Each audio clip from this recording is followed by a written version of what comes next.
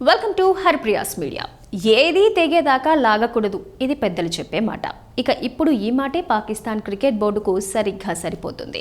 ఇటీవలి ఆ cricket board తెరపైకి తీసుకొచ్చిన ఓ అంశం బీసీసీఐకి తీవ్ర ఆగ్రహాన్ని తెచ్చిపెట్టింది. పెడితే హైబ్రిడ్ మోడల్ పెట్టాలి, లేదంటే పాక్ వచ్చేది లేదు అంటోంది బీసీసీఐ. అటు పాక్ కూడా తగ్గేదేలే అన్నట్టుంది.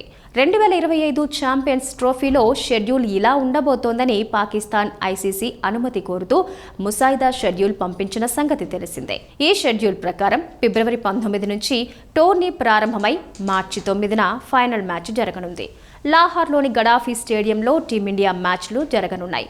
పీసీబీ ప్రకారం భారత జట్టు తొలి రౌండ్లో లాహోర్లో 3 మ్యాచ్లు ఆడనుంది. అయితే తమకు ఆ షెడ్యూల్ నచ్చలేదని టోర్నీలో తమ మ్యాచ్ల్ని తరలించాల్సిందిగా ఇండియన్ క్రికెట్ కౌన్సిల్ను అభ్యర్థించింది బీసీసీఐ.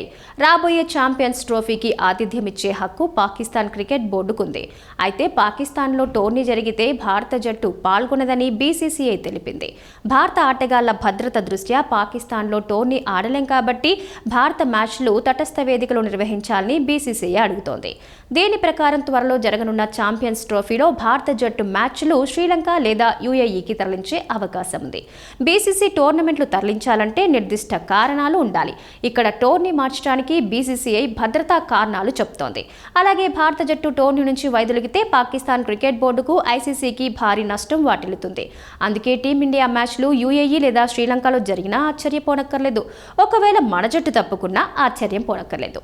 మొత్తం టోర్నీ మార్చేందుకు పాకిస్తాన్ క్రికెట్ బోర్డు అంగీకరించకపోతే ఛాంపియన్స్ ట్రోఫీని హైబ్రిడ్ ఫార్మాట్లో నిర్వహిస్తారు. అంటే యూఏఈ లేదా శ్రీలంక భారత్ మ్యాచ్లకు ఆతిథ్యం ఇవ్వచ్చు. ఎందుకంటే గతంలో ఆసియా కప్ కూడా ఇదే మోడ్లో జరిగింది.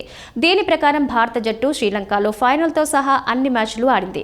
ఇప్పుడు టీమిండియా ఛాంపియన్స్ ట్రోఫీ కోసం పాకిస్తాన్కు వెళ్లేది లేదని స్పష్టం చేసింది. కాబట్టి హైబ్రిడ్ మోడల్లో ఛాంపియన్స్ ట్రోఫీని నిర్వహించాల్సిన అవసరాన్ని పాకిస్తాన్ క్రికెట్ బోర్డు ఎదుర్కొంటోంది.